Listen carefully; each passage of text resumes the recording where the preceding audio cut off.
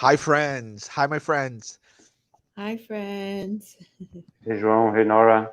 Hi. How are you guys doing? Good. Okay. Yeah. That good? Good. Have you Yeah. seen that video where a lady tells that she's good, and then um, her friends tell her, "How are you?" and then she starts crying. Oh, yes, no, First, mama. first she She says, was "I'm holding I'm up. fine," and then her friend Oh no, we missed the tells joke. her, "How are you?" And describe here because we're very happy to be here talking about this amazing book, Paul and Stephen. We are in day 20. Thank the Lord. We have been recording and studying together all this year. We're tonight actually in this afternoon, beginning the month of October. So we're really happy and proud of this project. And at the end of the day, we are the ones who have received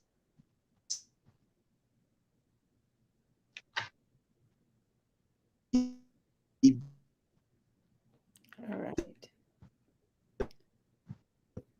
dear brother João, I think you're cutting off, but of sorry guys, my internet connection went off, but it's back. Can you guys hear me? we can hear you now. Yes. Okay. So I was saying that we are the ones receiving it since we are sorry guys, my internet connection is a little weird today. But so I was saying that we are the ones who are receiving this gift of studying this amazing work of art, which was received mediumistically by our beloved Chico Xavier. So today, as always, we're gonna, before we start, our great friend Nora will bring us some prayer so we can get more relaxed, get calmer, and then start properly talking about this amazing book without any further ado. Okay? All right. Let us get into this beautiful energy, thanking Mother, Father, God, and our mentor spirits for this precious and blessed opportunity to study together. We kindly ask for inspiration, for enlightenment, that we have a beautiful message today as we're learning, dear God, to constantly, every day, reframe and redefine ourselves as Christians, as children of God. And we thank you for this book. We ask for all of those that are listening live, on demand, or spirit friends too, that we all just unite together in this beautiful chain of harmony and love to study and grow. I'll say the Hail Mary prayer.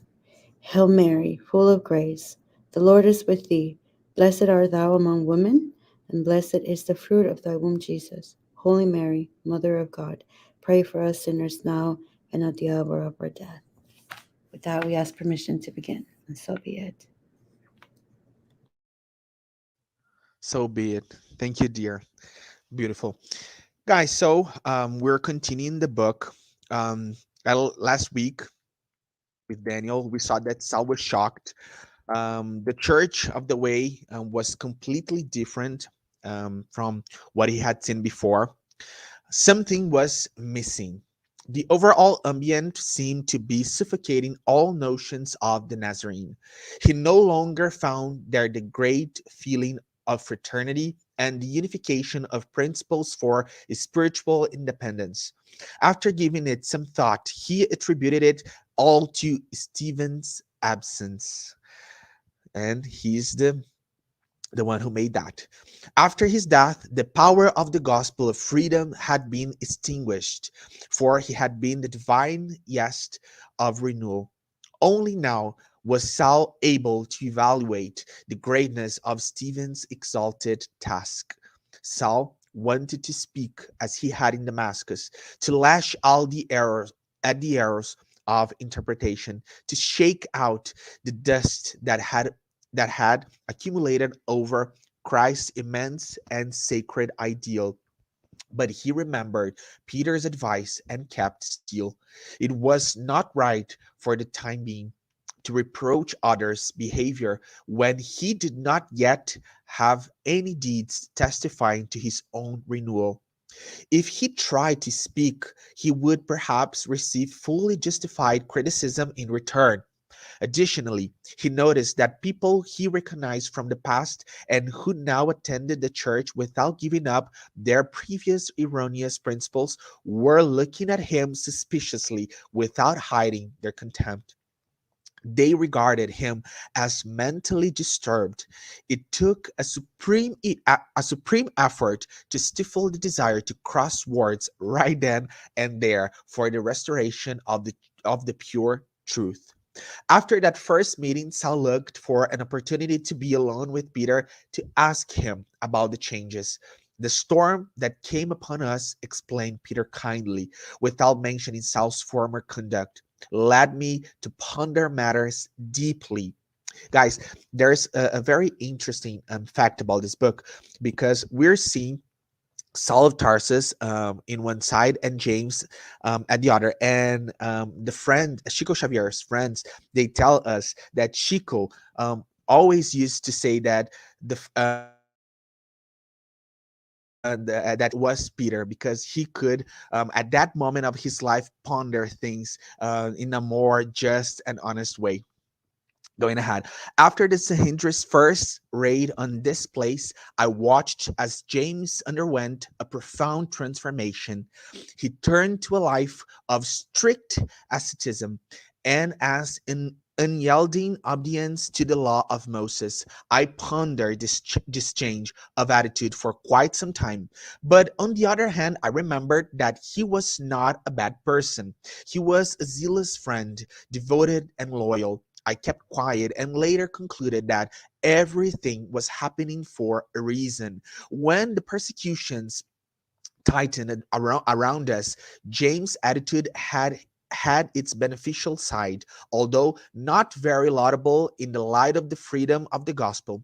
The severest persecutors respected his devotions to the law, and his sincere friendships within Judaism enable us to safeguard Christ's legacy. This is very interesting because I'm not gonna give spoilers, but later we're gonna see that James' attitude was really necessary, and we're gonna see a very nice moment between Paul of Tarsus and James. Um, let me go on. John and I anguished for hours over the matter. Were we being insincere or falsifying the truth?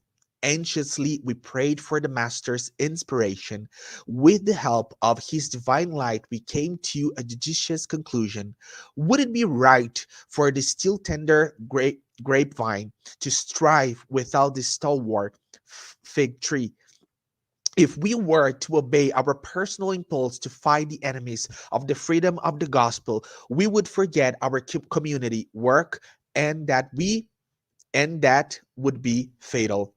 It is not right for the steersman to want to show off his excellent nautical abilities and cast the boat against the shoals, thereby bringing harm to the lives of those who had trusted in his efforts.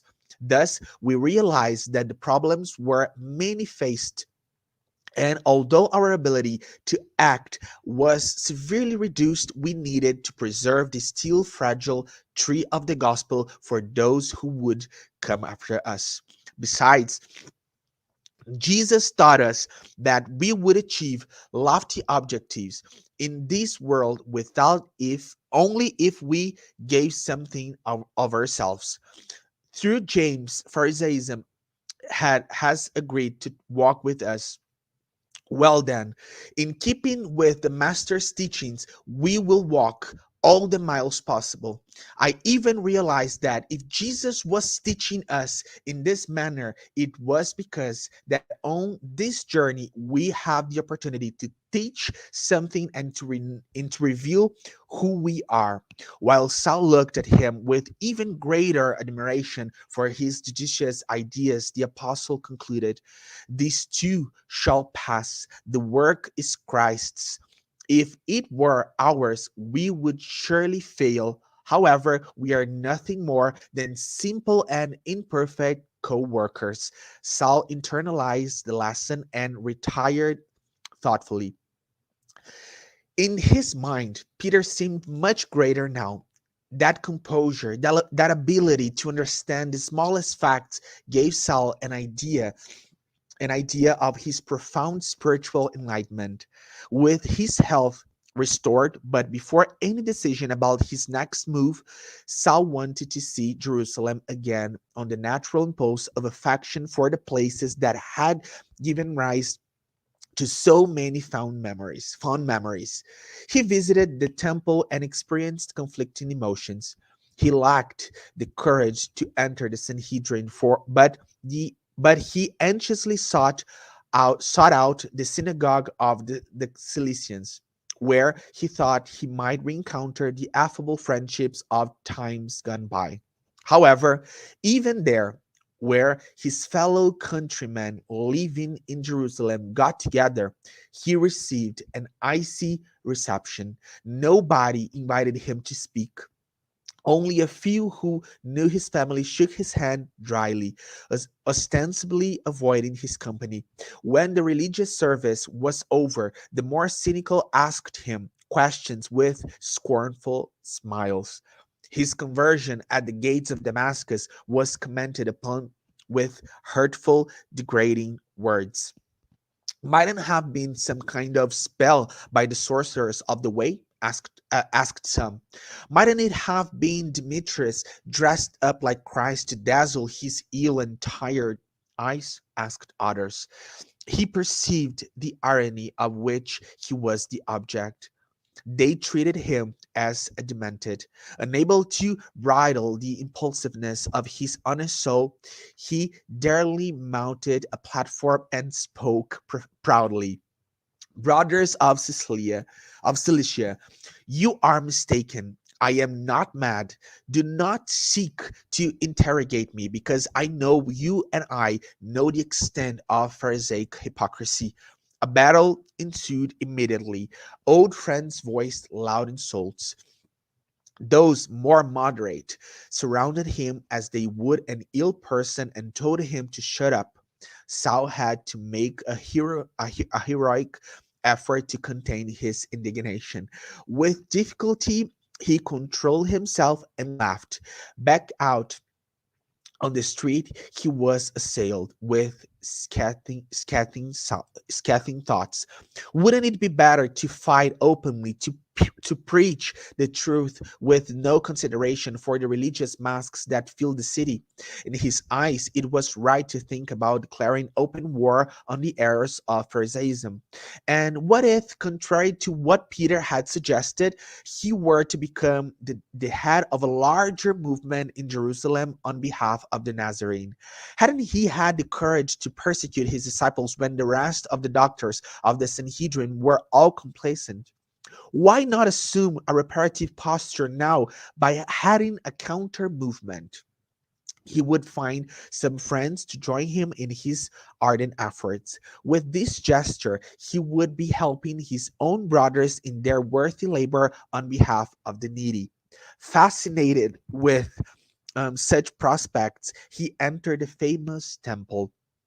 He remembered the old days of his childhood and youth. The movement of the people inside no longer awakened his interest and as it had in the past. Instinctively, he approached the place where Stephen had succumbed. He remembered the heart-rending scene detail by detail. Grievous anguish filled his soul, and he prayed fervently to Christ. He entered the room where he had been alone with Abigail, listening to the last words of the martyr of the gospel. He finally grasped the greatness of that soul who had forgiven him in extremis. Each word of the dying man now resounded strangely in his ears. Stephen's spiritual loudness fascinated him. The preacher of the way had sacrificed himself for Jesus. Why shouldn't he do the same? It would be right to stay in Jerusalem to follow his heroic steps so that the master's lessons could be understood and applied in the lives of the people.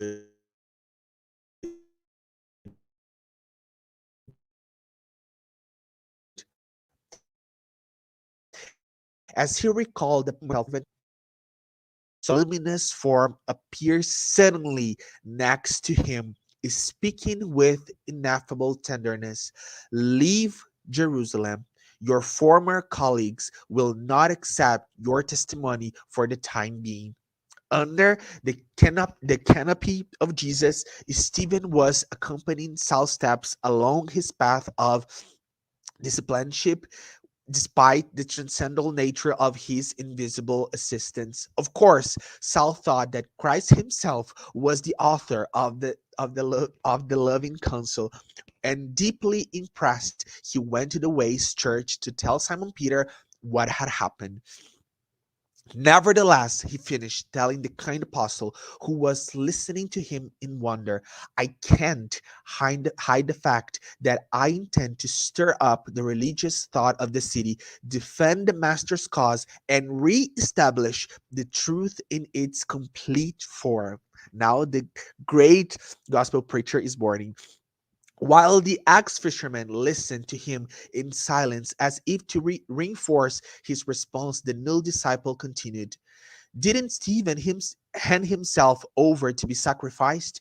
I feel that we now need courage equal to that of the martyr who succumbed to the stones of my ignorance. No, Saul, said Peter firmly. It would not be reasonable to believe that. I have more experience in life, although I do not have of your wealth of intelligence. It is written that the disciple cannot be greater than the master. Right here in Jerusalem, we saw Judas fall into such a trap during the pain-filled time of Calvary, when the Lord proved the excellence and divinity of his love, while we proved the bitter testimony of our meager faith. We condemned our unfortunate friend. Some of our brothers still hold to their initial opinions, but in my contact with the reality of the world, I came to the conclusion that Judas was more unfortunate than evil, and this is a big truth. He didn't believe in the value of deeds without getting paid for them, nor did he accept a power other than that of the princes of the world. He was eager for the immediate triumph of Christ's ideas. Many times we saw him arguing impatiently for the building of Jesus' kingdom according to the political principles of the world. As someone who was in charge of his divine plan, the master would smile and pretend not to understand the insinuations. Before becoming a disciple, Judas was a merchant. He was used to selling goods and receiving immediate payment. And as I reflect upon it nowadays, Judas was not able to understand the gospel in any other way. This is beautiful. He could not grasp the fact that God is a creditor full of mercy, kindly waiting for all of us who are nothing more than miserable debtors. Perhaps he loved the Messiah profoundly. I do believe that. However, his eagerness made him miss a sacred opportunity. Due only to his desire to hasten victory, he engineered the tragedy of the cross with his lack of vigilance. Saul was surprised as he listened to these just remarks while the kind apostle continued. God is providence for all of us. None no one is forgotten.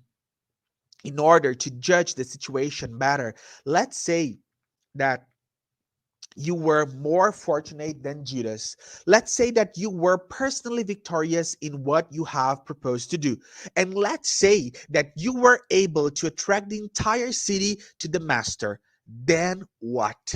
Should you and could you answer for all who responded positively to your efforts? The truth is, you might attract them, but you could never convert them, since it would not be possible for you to attend to all of them individually. You would wind up being hated just the same. If Jesus, who could do everything in this world under the auspices of the Father, in waiting patiently for the conversion of the world, why can't we wait also? The best position in life is one of balance. See, that's why Chico Xavier used to say that he loved Peter. It is not just a matter of wanting to do either less or more than what we can. Even the master stated that each day has enough troubles of its own. Saul was overly surprised. Simon Peter's arguments were irrefutable. His inspiration amazed Saul. Now I pass the word to Daniel. Thanks, João. So, in light of what happened, continued the ex-fisherman calmly, it would be better if you were to leave as soon as night falls. The fight you started in the Sicilian synagogue is much more serious than the one in Damascus. It's possible that they will try to arrest you tomorrow. Besides, the warning you received in the temple is not such that we can put off making the necessary arrangements. Saul agreed with the suggestion wholeheartedly. Rarely in life had he heard such sensible remarks. "Do you intend to return to Sicilia?" asked Peter in fatherly tone of voice. "I have nowhere else to go," answered Saul, smiling resignedly.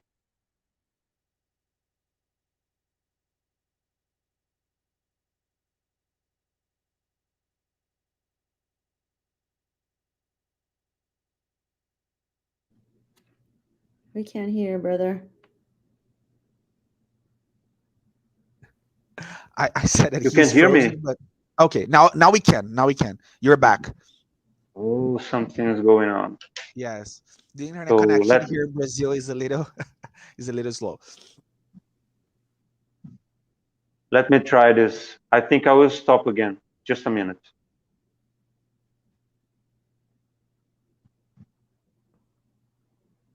Can you hear me now?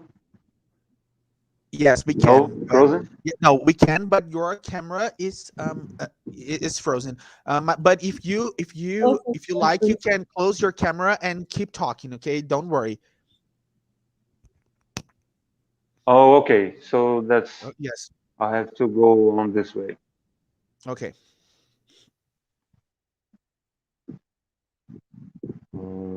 Just a minute. So I have to.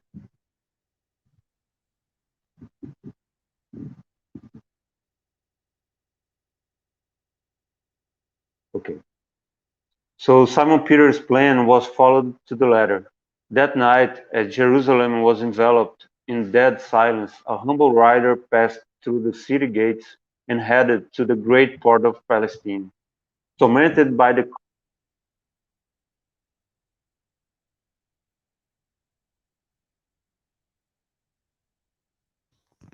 Yes, guys, I think it's about the internet connection.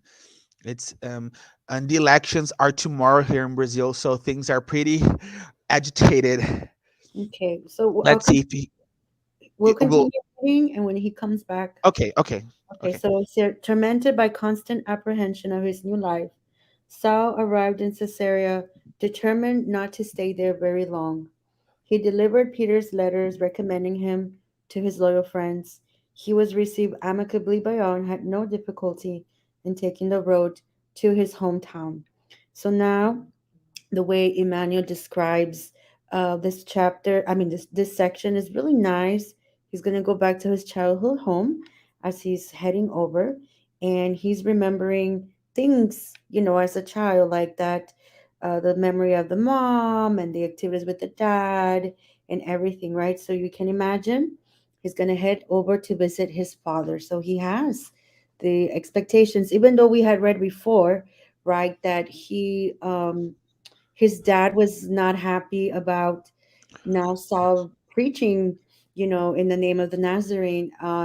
But he was still very hopeful, right, about Yes. this. Dear, Do we? dear, just 1 minute, bro. Are you back here? Are you listening to us? Do you want to keep on going? No, Because I I'm saw that listening. you I'm yes, back. I saw that you managed Can to work things can out there. Nora go on so I'll comment later? Okay, okay, great. Okay. I think Thanks. you can. Thanks, Nora. No, no, it's good. That's it. That was just basically the background. And now I think Daniel's going to read us the conversation between Saul and his dad, where it says, "My son," he exclaimed. You see that part, brother, where it says, "My son," he exclaimed?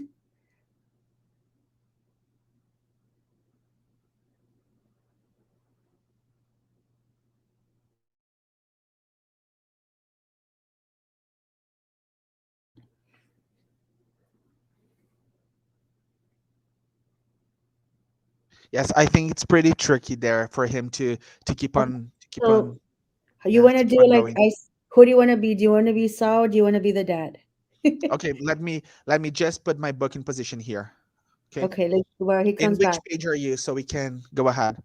Page 316, where it says, That's nice. Okay, knocking on the door, so we can do the whole, right? So we can okay. imagine Saul's knocking. He has the memories because that's the way Emmanuel puts us in that mind frame. Like he's really Yes, setting yes, totally. a setting for us to imagine going back to his childhood home. So since Nora is a much more elevated spirit than me, she's gonna be Saul of Tarsus, and I'm gonna be the father. Okay, I was going to say the other way, but okay. where are you, dear? My My son, son, he exclaimed. Okay, go for it. my son, he exclaimed with a steady voice, trying to control his emotion. Could it be that my eyes deceived me? Saul embraced him affectionately, um, and went inside. Isaac sat down and then, with a tone of criticism, asked, "Could it really be? Could it really be that you have been? Yes. Could it really be that you have been healed? My father To have solve pity." such a question, Oh, sorry. "My father have pity and welcome me. I've never been can ill, I was yet but my another spirit is now in need. I don't think I can start over in life without some rest. Please help me out." knowing his father's austerity and the extent of his own needs at that difficult time, the ex doctor of Jerusalem humbled himself completely, putting into his voice all the weariness contained in his soul. The old Israelite contemplated him firmly and solemnly and asked without compassion,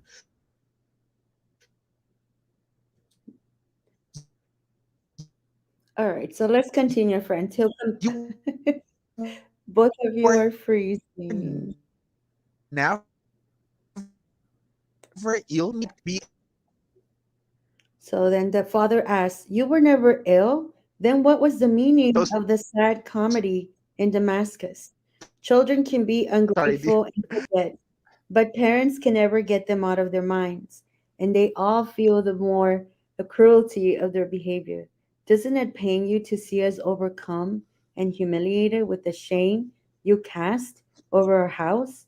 Vexed with grief, your mother found relief in death, but me? Do you think I haven't been hit hard by your desertion?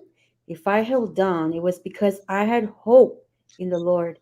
I believed it had all just been a misunderstanding, that a mental disturbance had thrown you into incomprehension and the unwarranted criticisms of the world. I raised you with all the care that a father of our people is should devote to his only male child. You epitomize glamorous promises for a lineage. I sacrificed myself for you. I gave you my loving care and spread no efforts for you to have the most learned teachers. I watched over your youth and filled you with the tenderness of my soul. And this is the way you repay me, a dedication of your love to your love and home. So Sal then could face. Oh, go for it. can I try, guys. I tried to do Sal's 66, father's part, but the Hadi, destiny cut my internet connection, and now I'm doing Sal's part. Okay. love it. So Sal could face several armed men without losing the an unabashed courage that marked his disposition. He could reproach the condemnable behavior of others. He could sit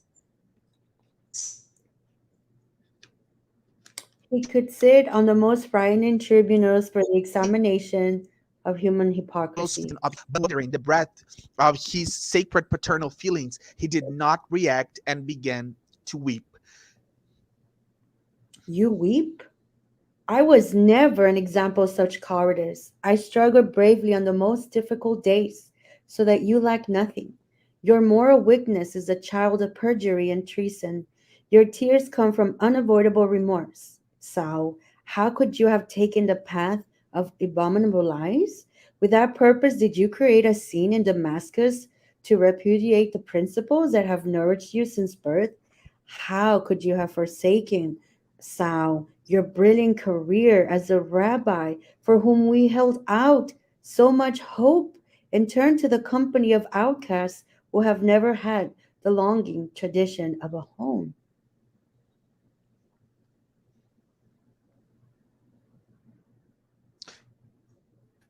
And so the Beloved, father continues, dear, did you finish? you're So cutting, just because you're you guys cutting. who are Let me watching, finish. Let me go ahead and finish reading it, and maybe because you guys are cutting. And so it says here, um, yes, that the father kept on talking because to him and my internet literally putting connection now is a little unstable. it's we cannot hear your brother. Here, guys, the internet connection here is It's pretty. Come back. I'm here. How is that? Don't not worry about good. it. Okay, It's okay. Just but yes, okay. May I can we can hear you in either case, but we're just gonna finish this off because I think and I know Daniel yeah, and still Juan, early. they'll reset their connection so they can come back, right? Because we want to hear their thoughts. But just quickly, the father, right? Saul's father continues to really, really make him feel bad. So not only right now we just read that he's telling, well, what about all the teachings, right? That we've given you. You've had everything. You were there. And now he's asking him, when I heard that you were going to marry a girl of parents unknown to us, right? That was Abby or Abigail. I was surprised and waited for you to explain yourself in person, right? And then he continues, for more than 3 years, I have been waking up every day to reflect on your criminal behavior in detriment of your sacred duties. And of course, um, Saul responds calmly and beautifully, right? My father, that creature was a saint, referring to Abigail. God did not will for her to continue in this world. Perhaps if she were still alive, my mind would be better balanced for harmonizing my new life. Then the father says, a new life? What do you mean by that? And Saul wiped his tears and answered, I mean that what occurred in Damascus was not an illusion that Jesus had changed my life. And the father says, can you see that utter madness? Impossible. How can you forsake the love of your family, the venerable traditions of your name, and the sacred hopes of your loved ones to follow an unknown carpenter? And so it says here that Saul continued listening and kind of intaking this conversation, right? But he was still quiet. His eyes were watery, and the dad continues, and we notice the balance here of who's taking over the conversation. Like the dad is still like, he's never really asked him, like, are you okay? Right. And it says that when he walked into the house, they could barely recognize him. Like he really was different. And the father, instead of asking, are you okay, son? He's still like going at him. How can this be? If the disgraceful doctrine of the carpenter of Nazareth imposes sinful indifference on this most sacred ties of love, life, how can one deny how noxiousness and subversive it is?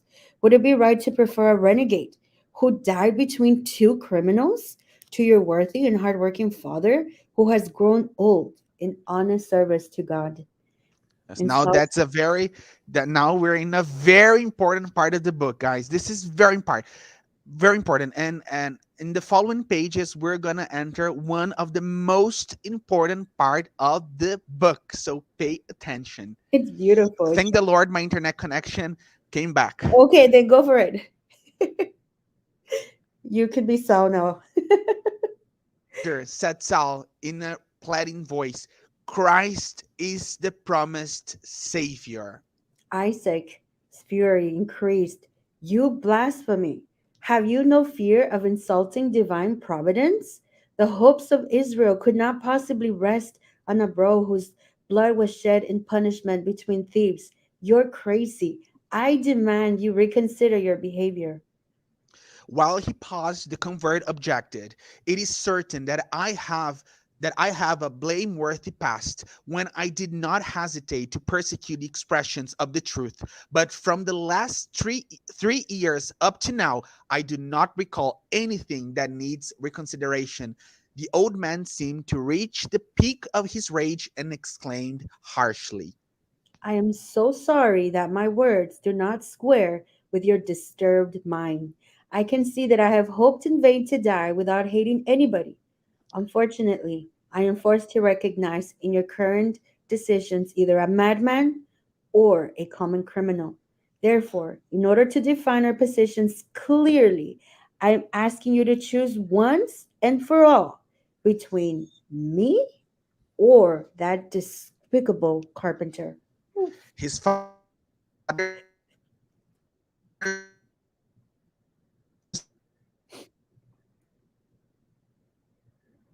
His father's voice choked and was voice hesitant at such an ultimatum, right? So we're like in a very important part of this because what was happens choked next? and hesitant. So, dear, you're cutting again. So sorry, guys. The internet. I don't know why that's happening. I Don't do know. believe that that's because we have elections tomorrow here in Brazil. But let's keep going. When my internet connection gets better, I can intervene. Okay. All right, let's finish off. Let's finish this conversation, right? And so Saul whispered and said, right? But Father, we both need Jesus. And the man was like, you've made your decision, Saul. You shall have nothing more with this house.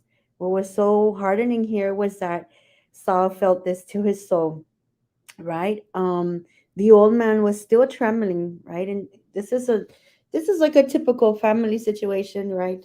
With the dad, his pride, and um he's not following his heart but his pride, and that's why he's talking to him. So we see in the next paragraphs that Emmanuel describes Isaac really struggling with what is coming out of his mouth when he knows that um, he should be there for his son, but he isn't. And so this section ends with saying, would you add it to it by throwing me out? So Saul is asking me, are you really throwing me out? And so now we go to the next section, which was my part. But I don't know. We're good? Okay, so now we see this I'm dialogue. good to keep on going. My internet's going out and coming And back, but we're, we're good to we're keep on going. good. Friends, as the teacher, you should see the things. We get a lot of interruptions. We start a lesson, Yes. it happens. So we're good. All Yes. right. So now we go into this other part. So Saul leaves. Saul cannot um, believe what his dad had just told him, right? And the dad, Isaac, still tells him, you better rephrase that because no one is throwing you out. You yourself have completely deserted your friends and your purest emotions. You are in need. It is only right then that you ask the carpenter for what you need. He who committed such absurdities ought to be powerful enough to help you. So, in other words, that I say, hey, you don't want to choose us, your home, the laws, what you're used to, then you better ask Jesus, right? Since you're following him to go on and help you. So Emmanuel describes this grief that Saul carried with him from that moment. He says here that even when he had that apparition of of Jesus, and the light, and when he got blind, and all that confusion that he had, all those emotions, that still did not compare to the pain that what he was experiencing by his father's words that literally like kicked him out. And then this is what Saul says: "Then goodbye, father. You have spoken rightly, for I am sure the Messiah will not abandon me."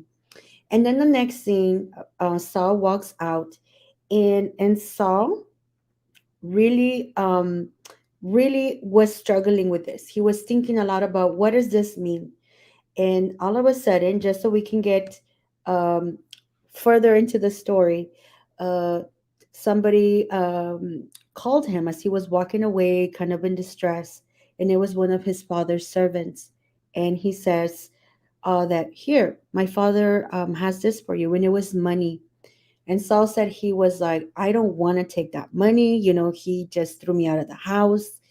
And then he felt, though, that this was something for him to learn humility. So he ends up taking that money with him and said that that was probably one of the hardest trials that he had to learn. Even some of the other things in his past became very difficult. I mean, they were very different. And so Saul takes the money, takes his thoughts, and goes and eats. And he's very indifferent now, right? His pain, his heart is in pain, and he's feeling all of these things. And he says, I just need to get away.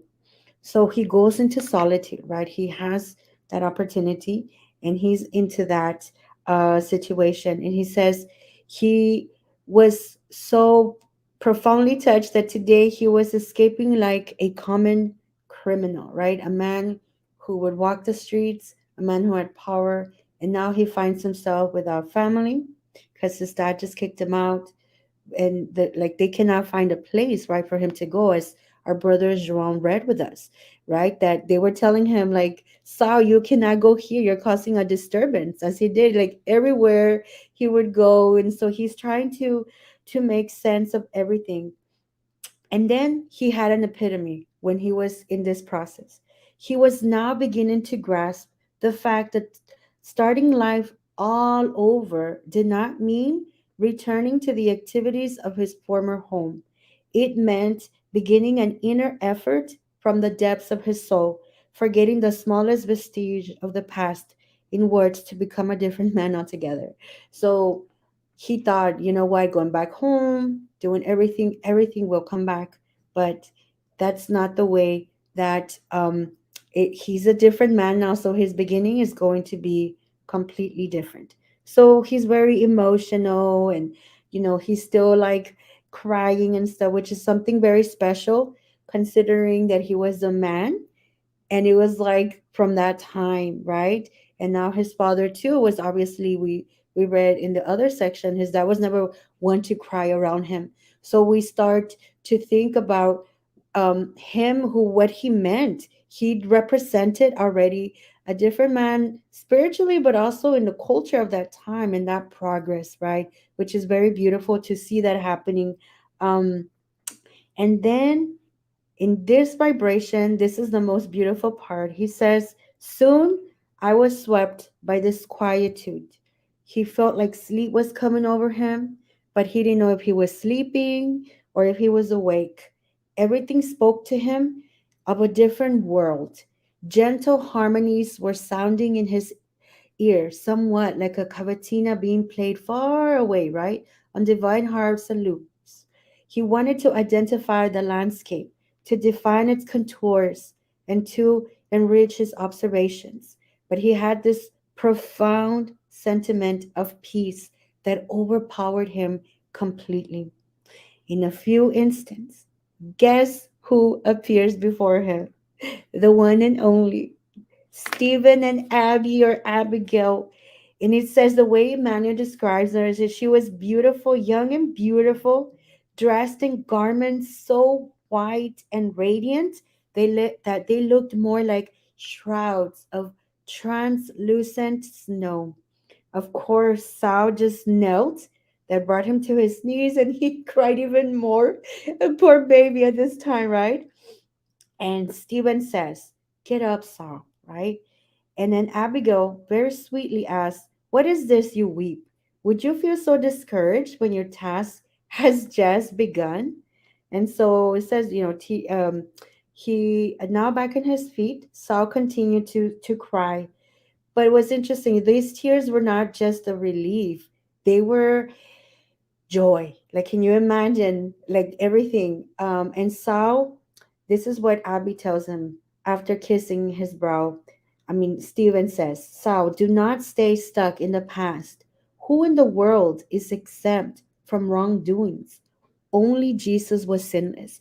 Now remember, friends, that this was after the part that his father had kicked him out. He wants to be by himself and he's having all these process. And all of a sudden, Steve and Abby appear. And it's okay, they tell him. And the last thing that Stephen tells them was very powerful, which is the end of this section for today. "We shall never lack a home. Our home shall be in the hearts of all those who come our way. As for children, we have the immense family that Jesus has bequeathed us in his mercy. The children of Calvary are our children too. They are everywhere, awaiting their inheritance from the Savior." Saul understood the loving admonishment and stored it in the core of his heart. So, yes, they were tough on him.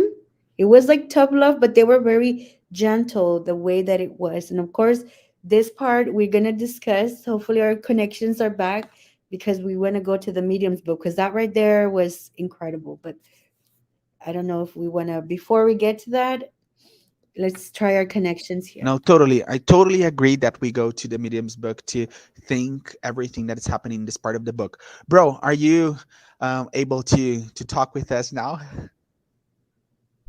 Yes, I'm back. Oh, thank the But Lord. I could hear you all the time. Perfect. I'm Uh, aware. do you wanna say something? Oh, no, now you No, not can now. go on. My Okay. you No. name my turn. Okay. Dear, do you wanna say something right now after you? Okay. Of course. I mean, this is a beautiful thing combining the three parts. There's a beautiful psalm in the Bible. And I remember being young too. Maybe some of us went back to that time when we told our families and they didn't understand that we were spiritists, right? And some of us, like my dad, he was very tough on me. I would hide Chico's books in my room. He found the books. He laid them all on the table and said, "You're gonna go to hell," you know. And he did disown me, but in a way he changed a little bit until he had to process that. And I remember going to my room crying, and at that time I was talking to the Bible because I was still very new. And in Psalms 27 verse 10 it says, "Though my father and mother forsake me, the Lord will receive me." Right? So again, we are reminded that we're not alone, as we saw through that. We are not alone. And that was something that Saul was teaching us, but we also saw, which I thought was beautiful, it was so hard for him. Like for him to feel more emotional, the way Emmanuel described him, like, wow.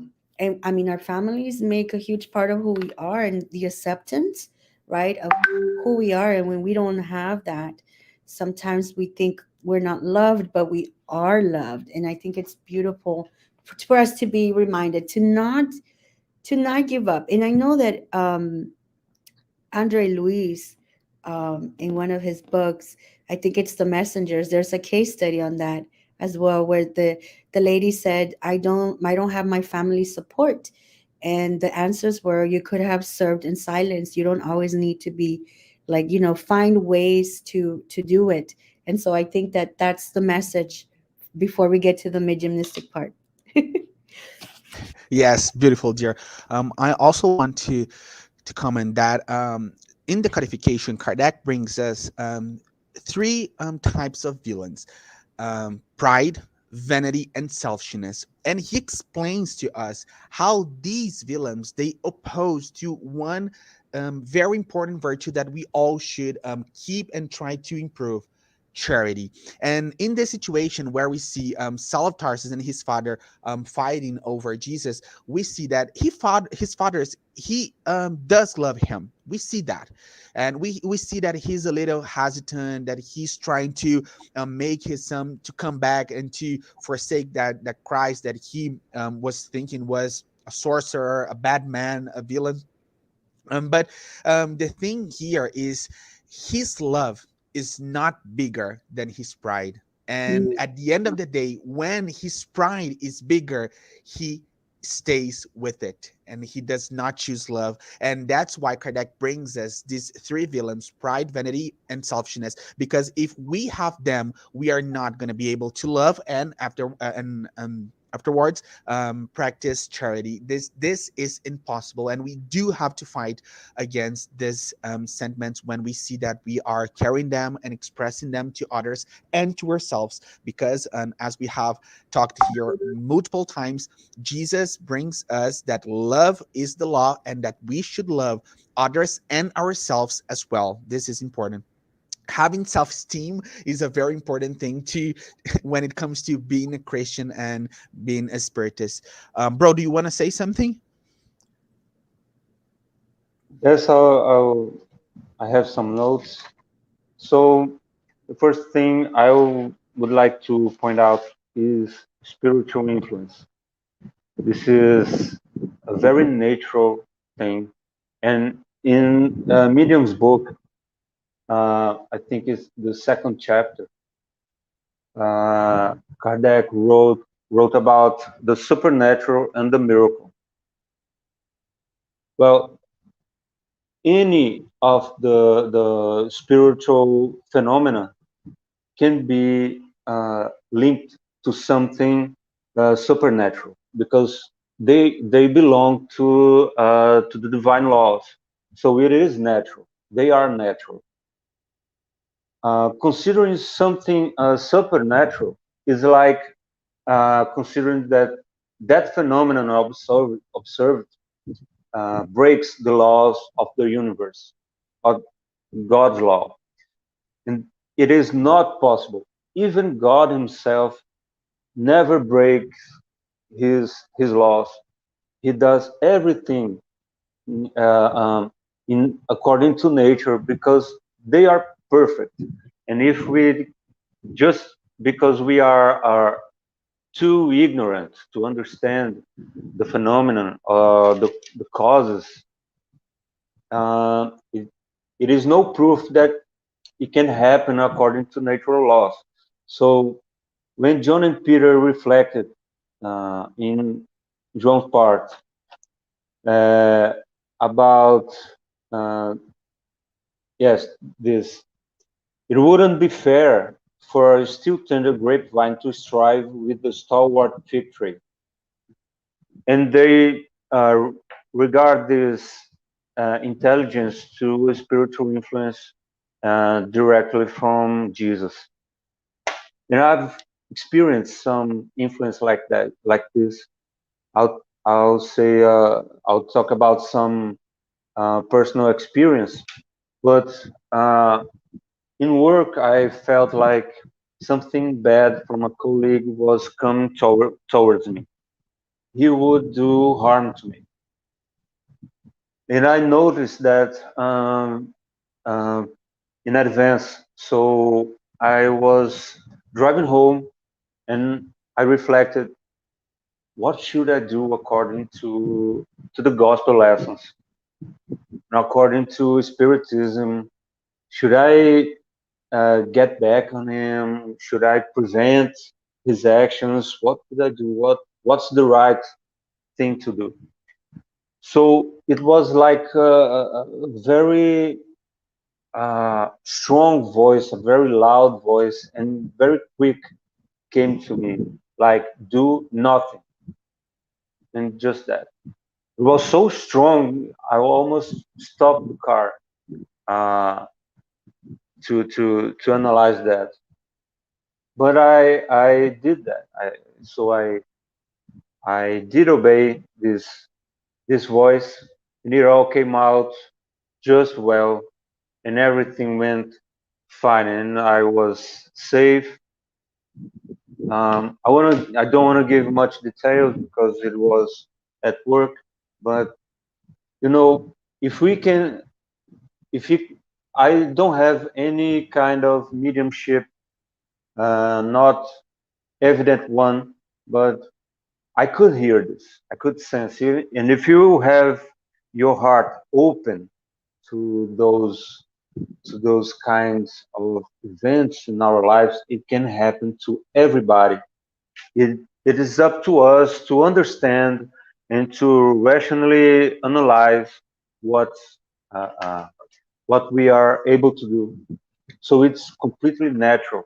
And I talk all of this because of the movies, the shows, what people talk around about mediumship and spiritual phenomena and spiritual influence, like it's something bad, it's something I don't know, outrageous. Some people make out of business um, out of those events. So it's not all natural. You know, should not become a cause of surprise to us. The other part I'd like to point out is what uh, Nora said in the last part. The harsh, the harsh days, uh, the harsh situation that Saul faced with his father. So the true trial that becomes alongside with the gospel, it is never glorious to the eyes of the world, and that's for sure. It is hard and it's humiliating and always touch the very exposed nerve, wherever exposed nerve you have. So it's gonna hurt. It's gonna be hard. And our missions, I'm saying that this because every time Saul faced something difficult, like uh, in Jerusalem, he started to think about fighting and becoming a martyr. He wants all like he doesn't even think about it. He just feel his ego growing and taking over his thoughts, and he seeks for glory. And many times in life we act like that. But the true trial, on according to Jesus' lessons, will make us small and hurt and humiliated, and this is what will make us great in the spiritual world. Spiritual world, we will evolve through this harsh experience. So these are very tough lessons, and we have to be prepared. They come whenever we are ready, and when our mentors decide we are ready to take these lessons. So all that is up to us is to study, to read, to be ready, and keep our hearts open. That's it. Thanks. All right, that's beautiful, brother. I think our brother Jean froze for a little bit, but he'll come back in the conversation. So now Yes, let's guys, my talk internet about. connection got a little slow again. So sorry. Dear, I wanted, and bro, thank you so much. No, I we even only got, have 1 minute, but I think it's important maybe to talk yes. about the operation. I don't know. No, it is important. I just, before we start that part, I wanted to ask Daniel if he thinks that was, that experience that he had was about hearing mediumship or intuition mediumship. Intuition. I asked Okay, nice. for I asked for help, and it came. It Nice. That's was very nice. that kind of mediumship. It's like here in Brazil, between spiritists, we say that everybody has an antenna. right? So some have a small kind of antenna that can capture some waves, some how can I say, some little sounds, some interferences, and some can capture full HD images. You know, like some big antenna with whole fancy equipment. But we all have this uh, ability to receive a spiritual influence. Great. Thank you, So bro. No, go ahead. Do you wanna say something? No, dear. I wanna know which part have you chosen from the medium's book. Maybe we have chosen the same. Probably the same, which Yeah. is the visual manifestations. Yes, yes, we are in Yeah. the same page. Okay, so you can Okay. go ahead. Since my internet connection is not that great and we have chosen the same thing, you can present the part. Okay. So I think today my job's to read and then you guys can discuss. I feel like that's so I would just simply read. One other question is, so what is the purpose of spirits who appear with good intentions, right? Because we know that Stephen and Abigail are higher order spirits, and it's really to console those who are mourning, right? They might also appear to give advice and sometimes to ask for assistance for themselves. So that's pretty much, I think, what was happening on here. And I did make some annotations just to kind of like what's happening. And I don't know if you want to come in on questions 19, 20, 21, 22, 23, and 24. Those questions talk a little bit about what is happening with the with how is it that they're actually appearing, right? There's this whole spiritual phenomena. So I'll bring it in for Joan to go ahead and describe what that's happening. Just which is the number of the question you just read? Um, this is questions. So it's chapter 4, Yes, but the chapter question. 6, questions 19, any of them, maybe even 22, right? So It's you just read the 22. I'm paraphrasing only because we don't Okay, okay, okay, okay. So I'm gonna bring the first ones because these first questions they explain to us how this occurs. Okay. have. So question 21, Allan Kardec asked, "How does a spirit make himself visible?" The spirit answered, "As in all other manifestations, by employing certain properties of the perispirit, which may be made to undergo a variety of modifications at the will of the spirit." Question 22, Allan Kardec asked, "Can that which is the spirit himself be made visible, or can it only be manifested by the perispirit?" Answer: to you, in your materialized state, spirits can only manifest themselves with the aid of their semi material envelope, which is the intermediary that enables them to act on your senses. It is with this envelope that they sometimes appear to you under the human form or any other, whether in your dreams or in your waking state, whether in the light or in the dark. 23.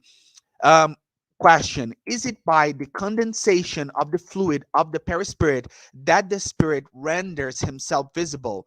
Answer: condensation is not the right word, but rather a term of comparison which may aid you to form an approximative idea of the phenomenon, for there is in reality no condensation. The combination of fluids produces in the perispirit a peculiar condition to which nothing in your experience offers any analogy, and which renders it perceptible by you. And I'm going to read the 24. Are the spirits who appear to us inaccessible to the touch, could they not be laid hold of? Answer: when in their normal state, you could no more seize them than you could seize a shadow, but they can nevertheless make themselves felt by your sense of touch and leave traces of their presence. They can even in certain cases render themselves tangible for a short time, which proves that there is something material in common between them and you. Guys, this is really important because um, when we're talking about spirituality, most times we confuse what is a perispirit and what is a spirit. We are never in touch with the spirit itself. That thing that the spirit's books brings us as an intelligence. So of course it is not material, but we have a couple and multiple contacts with the perispirit.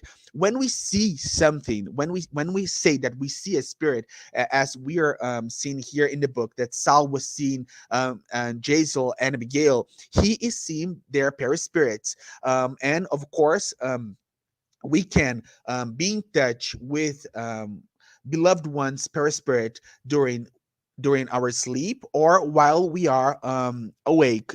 This and in both cases, as the spirits brought us here in the medium's book, we are in contact with the perispirit.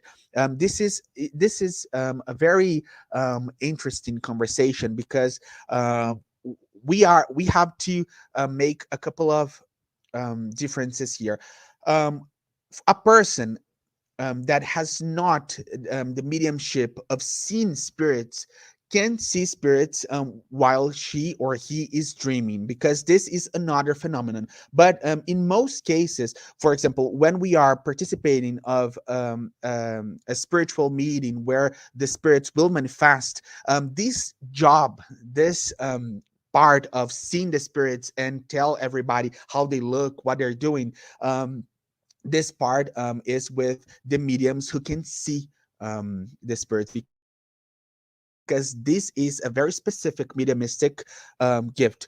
And as we will see later in the book, Saul of Tarsus will manifest multiple mediumship gifts, and the medium's book brings us in a specific part that as we get more elevated in terms of moral, as we dematerialize our spirits while we are incarnated, we can get of course, a mediumship is restricted in any case, but as we elevate our spirit while incarnate beings, we can have more access to the spiritual world. Do you guys wanna say something, Daniel, Nora? Hey, João, I'd like to come in this part. I'll just try to make things, um, you know, let's talk from the beginning.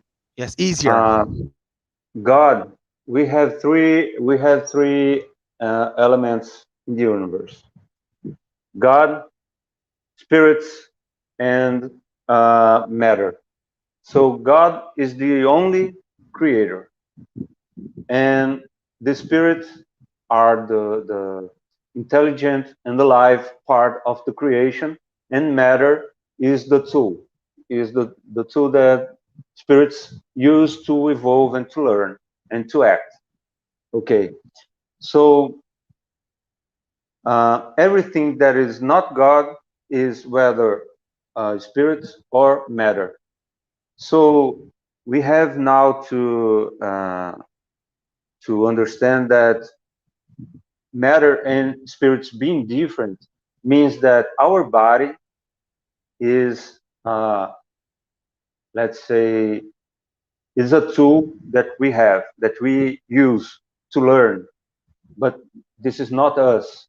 So therefore, those bodies that we use to walk on earth, they will change.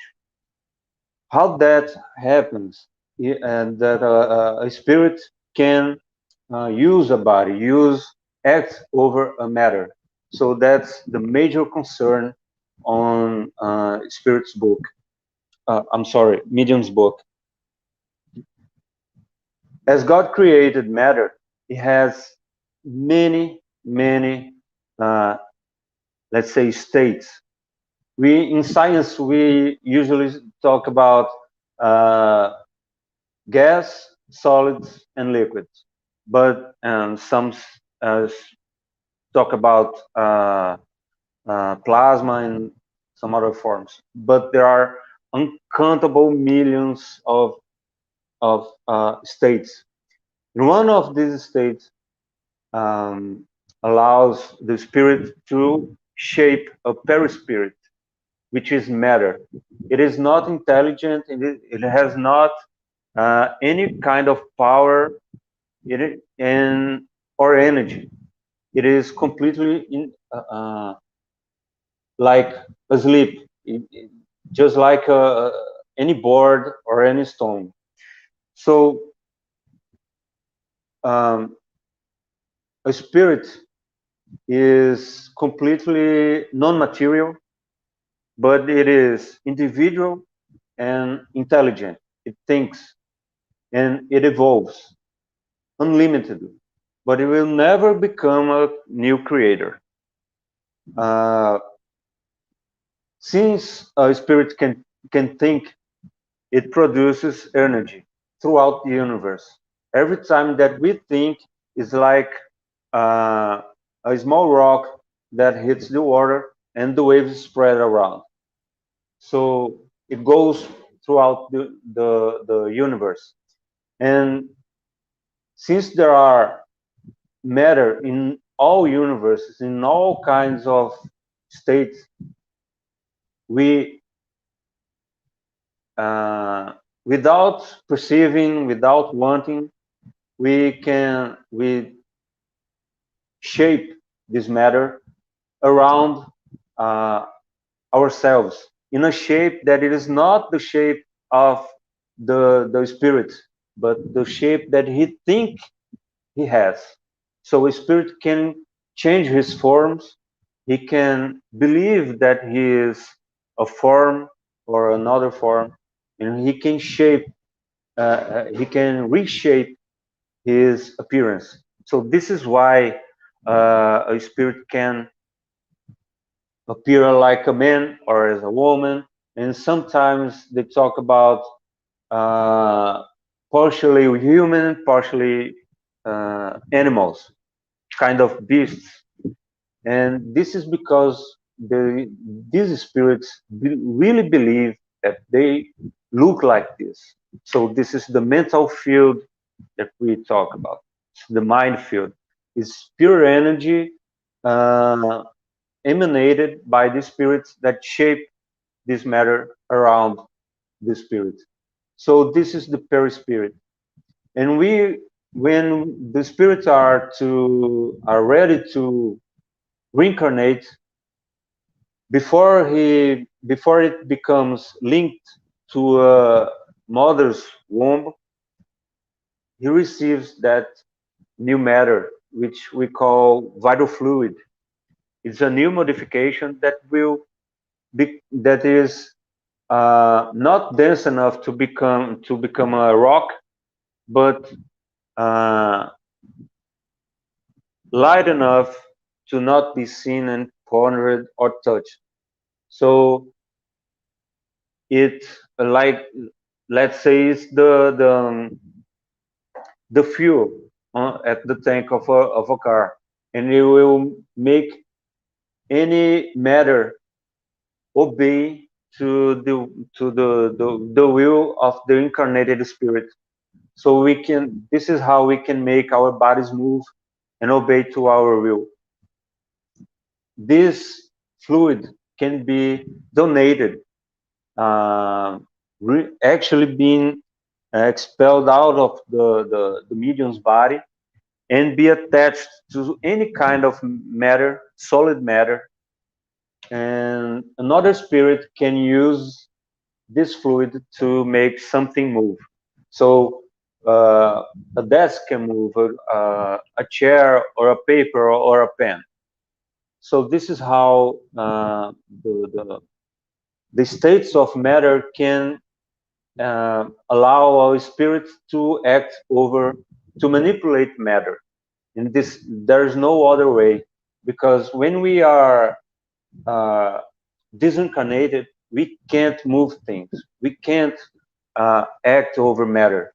We can't interfere. We cross high distance and grounds and walls. There's no up and down. There's no gravity over us.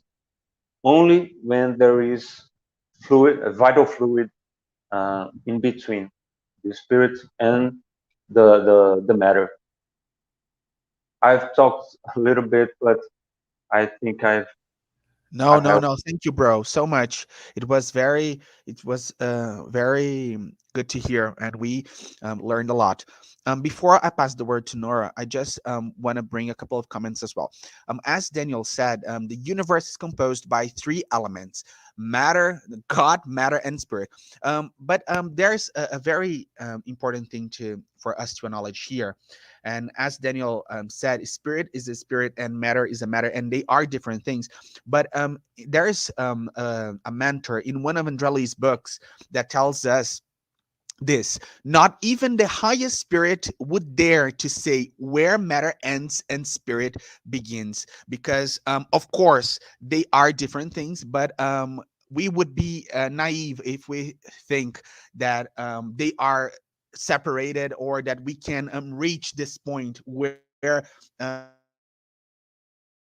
something is totally matter, something is totally spirit, because as we have in the Spirit's book question 540, we begin as atoms, and we will end as it's not angels the word, but another thing like archangels. I don't know if how that's is said in English, but that's a postulate that the Spirit's book brings us. So this is really important. And as Daniel brought, the perispirit, it's much more um how can I put this? The perispirit is much more influenced by the power of our mind when we are discarnated. But of course, those spirits that are not elevated, or even those spirits that are evil, they cannot think that there are angels and fool us as if they were angels, because the medium's book brings us that there are angels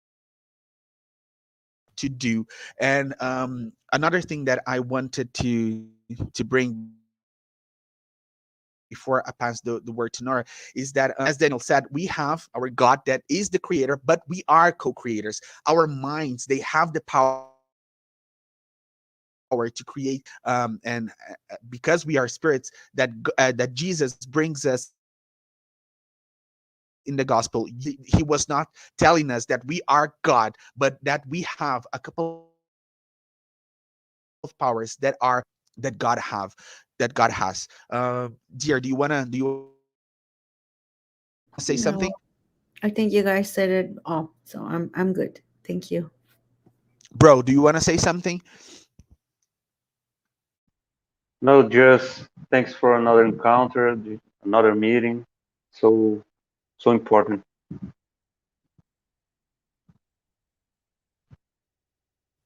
have passed the time a little bit today, but I do want to thank my two great friends here, Daniel and Nora. I'm learning a lot always with you too, and I just need to say thank you both. And I do want to thank everybody that's here with us right now. I have read a couple of comments. Thank you, girls, a lot, and sending comments because are watching in demand. Thank you guys a lot. Yes, Nora pushed a couple of comments here for us. So, guys, thank you so much. We're gonna be here next week. Okay, bye bye. Thank you so much. See you later.